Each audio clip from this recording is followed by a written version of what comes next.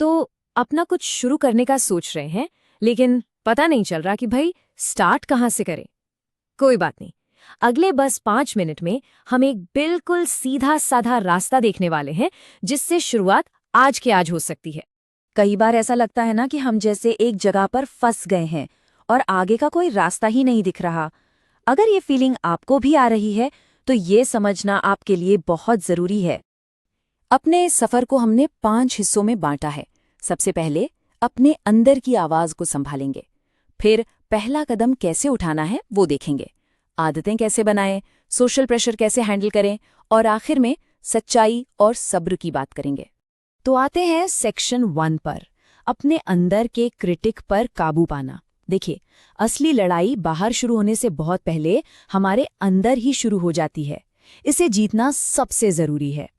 देखिए, सबसे बड़ी रुकावट न पैसा है न कोई जबरदस्त आइडिया। असली दुश्मन तो है डर, फेल होने का डर, और उससे भी बड़ा डर कि लोग क्या कहेंगे। अगर ये डर आपको भी अंदर ही अंदर परेशान कर रहा है ना, तो यकीन मानिए आप अकेले नहीं हैं। यहाँ पर ना सोच का एक बहुत बड़ा फर्क आता है। एक एम्प्लॉय वाली जो सोच होती है वो सिक्योरिटी खोजती है, दिए हुए इंस्ट्रक्शंस पर चलती है और रिस्क से बचती है। वही बिजनेस वाली सोच वैल्यू बनाने, प्रॉब्लम सॉल्व करने और रिस्क को मैनेज करने पर फोकस करती है। बस सोच का यही बदलाव इस सफर का सबसे पहला और सबसे अहम पड़ाव है। चलिए अब आते हैं सेक्शन 2 पर, पहला कदम उठाना। मतलब जो कुछ भी हमारे पास अभी है, ठीक इसी वक्त उसी से शुरुआत कैसे की जाए। आपको एक नए प्लान की नहीं, बल्कि शुरू करने की जरूरत है। कितनी सीधी और सच्ची बात है। सबसे जरूरी चीज बस शुरू करना है, फिर चाहे वो कितना भी छोटा सा कदम क्यों ना हो। आज बस एक छोटा सा कदम उठाइए। तो सवाल उठता है कि क्या सच में बिना एक भी पैसा लगाए इनकम शुरू हो सकती है, या ये सब बस कहने की बातें हैं? जवाब है हाँ, बिल्कुल हो सकती है। देखिए, पहला स्टेप है अपने अंदर झांकिए और कोई ऐसा हुनर पहचानिए जो आपके पास पहले से है। फिर उसे एक सर्विस बनाकर लोगों को ऑफर कीजिए। बस अपना पहला पेइंग क्लाइंट ढूंढ लीजिए और जो भी पैसा आए ना, उसे सीधा वापस अपने काम में लगा दीजिए ताकि वो और बढ़ सके। जोहो के श्रीधर वेम्बू का उदाहरण लीजिए। उन्होंने एक छोटे से गांव से शुरुआत की थी और सिर्फ अपने स्किल्स के दम पर बिना किसी बाहरी फंडिंग के एक ग्लोबल कंपनी खड़ी कर दी। ये इस बात का जीता जागता सबूत है कि शुरुआत कहीं से भी किसी भी हाल में की जा सकती है।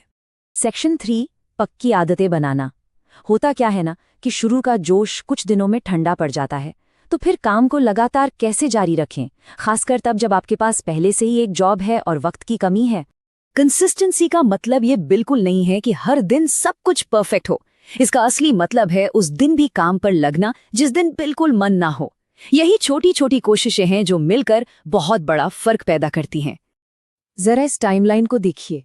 रोज सिर्फ 1% बेहतर होने की ताकत कमाल की होती है। शुरू में लगेगा कि कुछ हो ही नहीं रहा, लेकिन 1 महीने के अंदर ही ये छोटे छोटे बदलाव मिलके एक बड़ा असर दिखाने लगते हैं। और हाँ, नौकरी के साथ भी ये पूरी तरह से मुमकिन है। अब आते हैं सेक्शन 4 पर, अपने सोशल वर्ल्ड को संभालना। ये एक बहुत ही बड़ा और मुश्किल सवाल है। जब परिवार और दोस्त ही सपोर्ट ना करें तो उस प्रेशर से कैसे निपटा जाए। अपने परिवार से बात करते वक्त उन्हें सिर्फ ये मत बताइए कि क्या कर रहे हैं, उन्हें समझाइए कि आप ये क्यों कर रहे हैं। उनसे इजाजत नहीं, बस थोड़ा सा सब्र मांगिए। सिर्फ प्लान्स के बारे में बात करने से अच्छा है छोटे छोटे ही सही पर नतीजे दिखाइए। और हाँ, अगर घर से सपोर्ट नहीं मिल रहा तो बाहर अपना एक सपोर्ट सिस्टम बनाना, इसमें कोई बुराई नहीं है। और अब आखिरी सेक्शन 5, सब्र और हकीकत। चलिए अब इस बारे में बात करते हैं कि इस सफर में हमें उम्मीदें कैसी रखनी चाहिए जो प्रैक्टिकल हों। करीब करीब 1000 दिन। अक्सर कामयाब लोग बताते हैं कि किसी काम को शुरू करने से लेकर उसे एक ठीक ठाक लेवल पर लाने में इतना वक्त लग ही जाता है। तो रातों रात अमीर बनने वाले सपनों से बचिए। सब्र आपकी सबसे बड़ी ताकत होगी।